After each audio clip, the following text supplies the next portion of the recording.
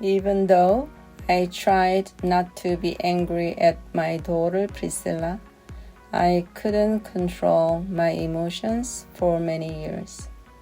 I often wondered if she would be able to adjust to society and live a normal life. When I thought about her, I longed for Jesus to come soon so that she wouldn't have to face life's troubles. At least I knew she had already received salvation. However, in 2013, I received a word from the Lord and I knew it was for my daughter. It was on a Sunday during the morning service. When I heard my pastor's sermon, I felt the word was directly for me. The scripture was Mark 5:36. As soon as Jesus heard the word that was spoken, he said to the ruler of the synagogue, "Do not be afraid, only believe." Jairus, one of the synagogue rulers, had come to Jesus pleading, "My little daughter lies at the point of death. Come and lay your hands on her so she may be healed and live."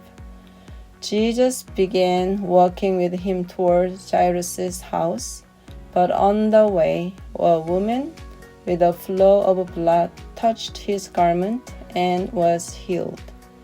This delayed Jesus from arriving quickly.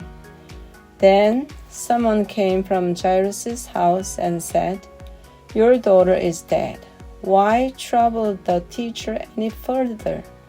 How crushed Jairus must have felt, like the sky had fallen on him. But before Jairus could speak in despair, Jesus spoke first.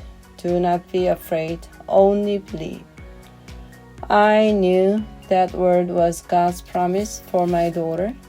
Jairus' daughter was brought back to life by Jesus. She was 12 years old, and my daughter was also 12 at that time. It's not that I completely changed after receiving that word. I still became angry often, but something was different. I now had hope that God would help Priscilla become a person with peace in her life and the wisdom to manage it well.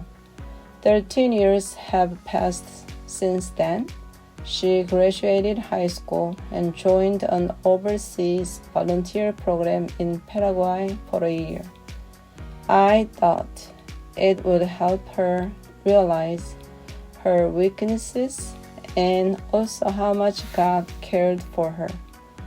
She had fun for 2 months with a busy schedule, but after that, she was stuck in one place doing almost nothing because of COVID-19.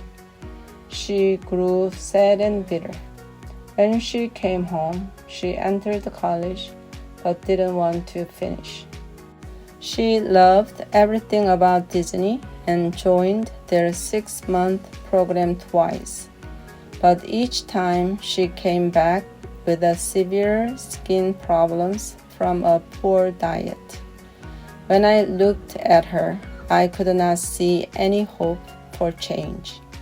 Amazingly, that's exactly why my hope remained in the promise of God only. When I came to that point, I could see that I was the problem and not my daughter. She couldn't learn basic life skills because I had never taught her. I stopped blaming her for my anger. At the beginning of this year, I started to speak words of faith to her instead of nagging. After some time, she said, "Mom, I want to put my life together." Soon after she told me that, she decided to join the Navy. I know this was God's doing because I never told her what path she should take. I believe that God is working in her life and that He will help her find true peace and happiness in Jesus. I treasure the promise in my heart. Do not be afraid, just believe.